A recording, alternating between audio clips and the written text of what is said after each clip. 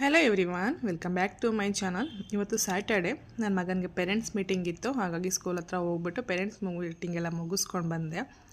ಅಲ್ಲೆಲ್ಲ ಯಾವುದೇ videos hello ಮಾಡೋದಿಲ್ಲ, ಹಾಗಾಗಿ ಅಲ್ಲಿದ್ದು ಯಾವುದೋ ವೀಡಿಯೋನು ನಾನು ಕವರ್ ಮಾಡ್ಕೊಂಡಿಲ್ಲ.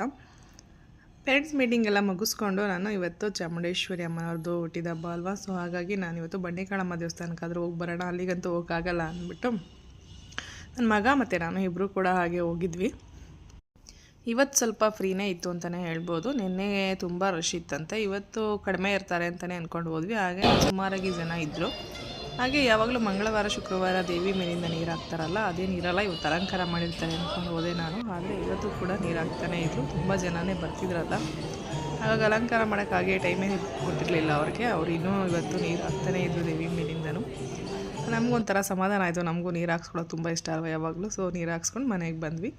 ಅಲ್ಲಿಂದ ಮನೆಗೆ ಬಂದಮೇಲೆ ಸ್ವಲ್ಪ ಅಡುಗೆ ಮಾಡ್ಕೊಂಡು ಊಟ ಎಲ್ಲ ಮುಗಿಸಿದ್ವಿ.